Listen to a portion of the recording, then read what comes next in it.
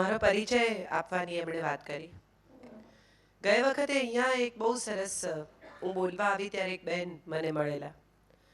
એમણે મને કહ્યું કે હું કથા કોલાજ બહુ જ દિલથી વાંચું છું. અને ત્યારે મને એટલું બધું સારું લાગેલું કે મંગળવારની એ કોલમ ગુરુવારની એ કોલમ હું મુંબઈ સમાચારમાં લખું છું ને હું એટલી બધી મહેનત કરું કોલાજ માટે. આમ અધરવાઇઝ એવું હોય છે મારું કે હું કોલમ મને બહુ સહજ આવતી હોય છે, મને ક્યાંયથી પણ વિષય મળી જતો હોય છે. પણ કથા કોલાજ માટે મારે એટલું બધું રિસર્ચ કરવું પડે, ઓથેન્ટિક છે કે નહીં, વિકિપીડિયામાં જે માહિતી છે તે સાચી છે કે નહીં, પુસ્તક શોધો, આમ કરો, ક્રોસ રેફરન્સીસ શોધો. એટલે હું બહુ આમ કોઈ મને એમ કહે ને કે કથા કોલાજ હું વાંચું છું તો મને એકદમ એમ થઈ જાય કે હા એમ આ વાચક છે. એટલે અહીંથી પહેલી વાર મને કથા કોલાજનું અપ્રિસિએશન મળેલું અને એ હું ક્યારેય નહીં ભૂલું. એટલે મારો પરિચય એવો કે 5 કોલમ હું અઠવાડિયાની લખું છું. મુંબઈ સમાચારમાં 2, દિવ્ય ભાસ્કરમાં 1, ગુજરાત મિત્ર સુરતમાં 1 અને કચ્છ મિત્ર ફૂલછાપ જન્મભૂમિમાં 1. ચિત્રલેખામાં ક્યારેક વાર્તાઓ લખતી હોઉં છું, નવલકથાઓ, અને બાકી તો ટેલિવિઝન સિનેમા સાથે થોડી ઘણી જોડાયેલી છું. બેસિકલી લખું છું, મને એટલું જ આવડે છે, એનાથી આગળ મને કંઈ આવડતું નથી. એટલે પણ વાત કરવાની છે સંયમની. એક સરસ નાનકડી વાર્તાથી હું મારી વાત શરૂ કરું. કસ્તુરબાની તબિયત બહુ ખરાબ થઈ ગયેલી અને ખૂબ બધા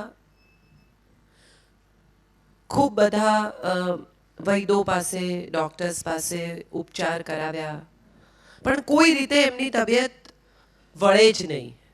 અને બાપુ એમને પૂછ્યું કે તમને વાંધો ન હોય તો હું થોડા મારા નિસર્ગોપચાર તમારા પર કરું. ગાંધીજી બહુ બધા પ્રયોગો કરતા એમની અંતસ્ફૂર્ણાથી. માટીની પટ્ટી મૂકે, ઘટી સ્નાન કરાવે, તડકામાં ઊભા રાખે, અમુક પ્રકારનું ખાવાનું છોડાવે. સાયન્સ અને નેચરોપેથીને મિક્સ કરીને એમણે ઘણા નિસર્ગોપચારના પ્રયોગો કર્યા છે. એવા પ્રયોગો એમણે સરદાર પટેલ પર પણ કરવાનો પ્રયત્ન કરેલો જ્યારે એમનું નાનું આંતરડું ખરાબ થઈ ગયેલું અને એમને કેન્સર છે એવું લગભગ ડૉક્ટર્સે કહી દીધેલું ત્યારે. પણ 39 દિવસ આશ્રમમાં રહ્યા પછી સરદારે ગાંધીજીને કહ્યું કે તમે તમારું કામ કરી લીધું હોય તો હવે હું થાક્યો છું, મને જવા દો. એ એક હતા. અહીં કસ્તુરબાને ગાંધીજીએ કહ્યું કે તમને વાંધો ન હોય તો કઠોળ ને મીઠું છોડી દો. એ વખતે તો બાએ હા પાડી દીધી, કારણ કે બાપુને તો કોણ ના પાડે. એટલે એમણે કહ્યું હા હું છોડી દઈશ. પછી બા જમવા બેસે તો બાપુ પાછળથી તપાસ કરાવે કે શું જમે છે. તો એમણે કંઈ કઠોળ ને મીઠું છોડેલું નહીં. એક દિવસ જમવા બેઠા અને બાપુ રેન્ડમ વિઝિટ પર આવી ગયા, સરપ્રાઇઝ ચેકિંગમાં, ફ્લાઇંગ સ્ક્વોડ. એટલે એમણે બાના ભોજનમાંથી થોડું ચાખ્યું ને એમણે કહ્યું કે તમે કઠોળ ને મીઠું છોડ્યું નથી, પછી તમારી તબિયત કેવી રીતે સુધરે? એટલે બા ગુસ્સે થઈ ગયા અને એમણે બાપુને કહ્યું કે કઠોળ ને મીઠું તો તમને કોઈ કહે ને તો તમારાથી પણ ન છૂટે. એમણે આ વાત સાંભળી અને ત્યાં જ એમણે બાને કહ્યું કે તું છોડે કે ન છોડે, હું આજથી 1 વર્ષ માટે કઠોળ ને મીઠું છોડું છું. એમને કોઈ રોગ નહોતો, એમના સંયમને કોઈએ ચેલેન્જ કર્યું. કોઈકે એમ કહ્યું કે આ તો તમારાથી પણ નહીં છૂટે. પછી બા રડ્યા, એમણે બહુ માફી માંગી. એમણે કહ્યું કે ના ના તમારે છોડવાની જરૂર નથી, હું છોડી દઈશ. બાપુએ કહ્યું ના, આ તો મારો પ્રયોગ છે, મારી જાત પર સંયમ રહે છે કે નહીં એને માટેનો આ પ્રયોગ છે. તું છોડે કે ન છોડે, હું નહીં ખાઉં. હું એવું સમજી છું સમય સાથે કે સંયમ રાખવા માટે ગાંધી થવાની જરૂર નથી. ગાંધી ભલે સંયમ રાખે, પણ આપણે બધા સામાન્ય રીતે દુનિયામાં બીજા લોકો પર કંટ્રોલ કરવા માટે કેટલા ગાંગા થઈ જઈએ છીએ. સાવ નાનકડું 4 વર્ષનું બાળક હોય ને એને પણ મમ્મી ચડ્ડી પહેરાવતી હોય કે જમાડતી હોય કે નવડાવતી હોય અને જો એ કયામાં ના રહે તો એને પડે. આપણો સાદો રસ્તો એ છે કે સામેના માણસને કંટ્રોલ કેવી રીતે કરવો, તો કે પાવરથી. પાવર શું? તો કે ભય. આ દુનિયાનો સૌથી મોટો પાવર કયો છે? ભય. આહાર, નિદ્રા, ભય ને મૈથુન, આ દુનિયાના દરેક માણસ, દરેક પ્રાણી, દરેક જીવ માટે નેચરલ પ્રવૃત્તિ છે. કૂતરાને પણ જો મારવામાં આવે તો એ કયું કરતો થઈ જાય. એને ટ્રેનર, ડોગ ટ્રેનર જ્યારે એને ટ્રેન કરે ત્યારે કાં તો આહાર આપે ને કાં તો ભય બતાવે. સર્કસમાં પ્રાણીને ટ્રેન કરે તો શું કરે? ખાવા આપે ને ભય બતાવે. પોલીસમાં ટોર્ચર કરે તો શું કરે? ઊંઘવા ના દે દિવસોના દિવસો સુધી, ખાવા ના આપે, એને ડર બતાવે અને આરોપી મોઢું ખોલી નાખે. આ ભયથી કંટ્રોલ કરવાની આપણી આખી એ પ્રવૃત્તિ. તમે વિચારી જોજો, નાનકડું બાળક હોય 2-3 વર્ષનું અને કંઈ જીદ કરતું હોય, રડતું હોય, આપણા કયામાં ન હોય, આપણું ન માનતું હોય, તો સૌથી પહેલો આ આખા પ્રવૃત્તિમાં આપણું જે રિએક્શન હોય એ એને મારવાનું અથવા ધમકાવવાનું હોય. કદાચ બહુ જોરથી ન મારે તો બી એક હળવી થપાટ તો માં મારી જ દે. અને એ ભયથી કંટ્રોલ કરવાની આપણી પ્રવૃત્તિ એ ઉંમરથી શરૂ થાય છે, જે ઉંમરે એને ભયની સમજ પણ નથી. ભયની સમજ નથી હું કેમ કહું છું કે આગ એ ત્યારે સમજાય છે જ્યારે આપણને દજાય. નાનકડા બાળકને તમે 6-7 મહિનાનું બાળક હોય એ જ્યોત પકડવાનો પ્રયત્ન કરે.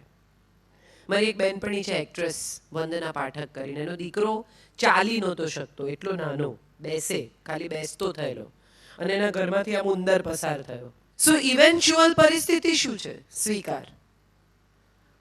તો પહેલી પરિસ્થિતિ એ કેમ નથી? સંયમની પ્રવૃત્તિ અહીંથી શરૂ થાય છે. જો થાકી હારીને, પાવર પ્રેક્ટિસ કરીને, ભય પમાડીને, કંટ્રોલ કરવાનો તમામ પ્રયાસ કરીને, તમામ એનર્જી વાપરી લીધા પછી પણ જો સામેની વ્યક્તિ આપણા કંટ્રોલમાં નથી આવતી તો આપણે શું કરીએ છીએ? સ્વીકારી લઈએ છીએ. તો સ્વીકાર પહેલા કેમ નથી? સ્વીકારે છેલ્લું સ્ટેપ કેમ છે? સ્વીકારે પહેલું સ્ટેપ કેમ નથી? અહીંથી શરૂ થાય છે સંયમની વાત. જૈનત્વમાં તો સંયમનું બહુ જ મહત્વ છે. ઉપવાસ એ સૌથી મોટા પ્રયોગ છે સંયમના. ઘરના બધા લોકો નોર્મલ ખાતા પીતા હોય અને આપણે ઉપવાસ કરવાનો એ સંયમનો સૌથી મોટો પ્રયોગ છે. કેટલા બધા લોકો એવા મેં જોયા છે કે એમની આસપાસની દુનિયામાં કશું ન બદલાય, પણ આપણે એ લોકો એમની રીતે એમનો ઉપવાસ ચાલુ રાખે અને ત્યારે એમ થાય કે આ ખરેખર કદાચ સંયમ છે. બાપુને એકવાર મેં કહ્યું હતું કે હું નવરાત્રિ કરું છું એમ. એટલે કે થાય છે? મેં કીધું હા, પહેલા નહોતી થતી, હું 11 નહોતી કરી શકતી, હવે 9 દિવસ ભૂખી રહી શકું છું. એટલે હસ્યા. પછી મને કહે છે ડિજિટલ ઉપવાસ કરવાનું રાખો. બહુ આમ જુઓ તો ઇન્ટરેસ્ટિંગ વાત છે. આ ડિજિટલ ઉપવાસ છે ને એ આજના જમાનાનો સૌથી મોટો સંયમ છે. ભૂખ્યા તો રહી શકાય, કદાચ 1-2 દિવસ, 4 દિવસ, 8 દિવસ, મહિનો. શરીર ખાવાનું શરૂઆતમાં માગે, પછી સ્વાદ માગે, ધીરે ધીરે તમારું મન જ એને અનુકૂળ થઈ જાય છે કે તમને પોતાને પણ એમ થાય કે ક્યાં કચરો નાખવો શરીરમાં.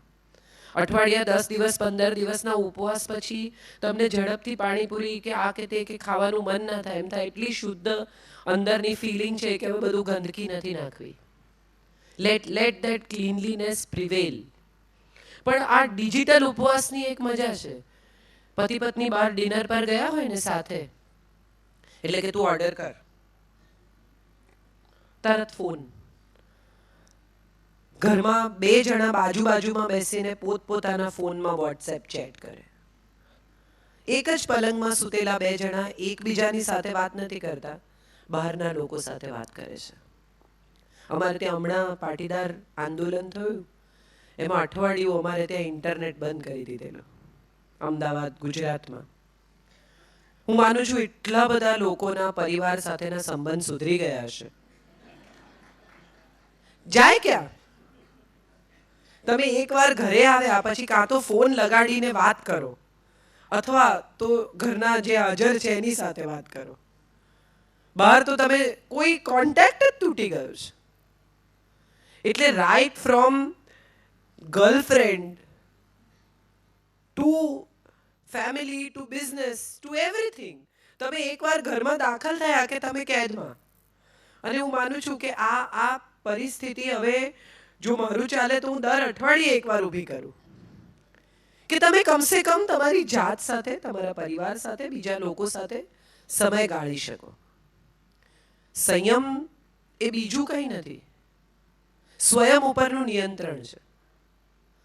અને આપણે બીજાને કંટ્રોલ કરવામાં જેટલી એનર્જી વાપરીએ છીએ ને એનાથી 10મા ભાગની એનર્જીમાં જાતને કંટ્રોલ કરી શકાય છે. પતિ પત્ની શરૂઆતમાં લગ્ન થાય અથવા પ્રેમમાં પડે અથવા એન્ગેજમેન્ટ થાય ત્યારે તમે જુઓ ને તો તમને એટલી મજા પડે. બંને જણા એકબીજાને અનુકૂળ થવાના તમામ પ્રયાસો કરે.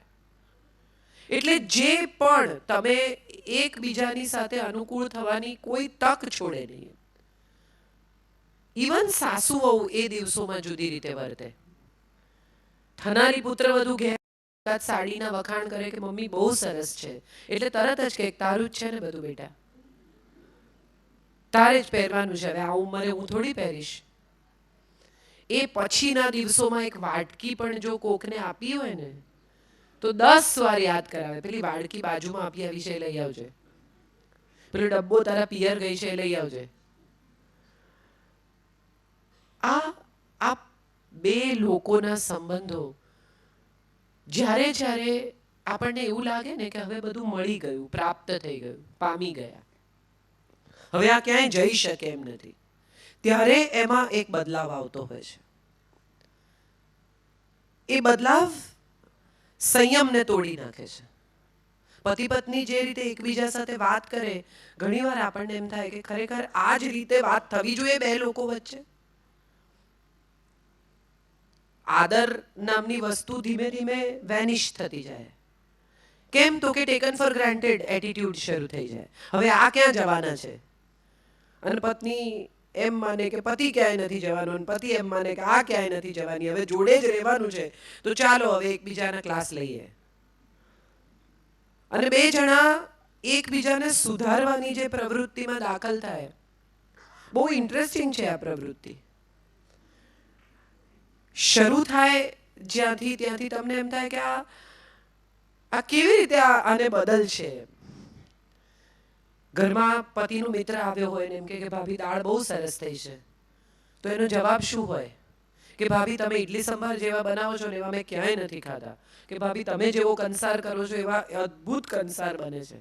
તો એનો જવાબ શું હોય સામાન્ય રીતે? Thank you.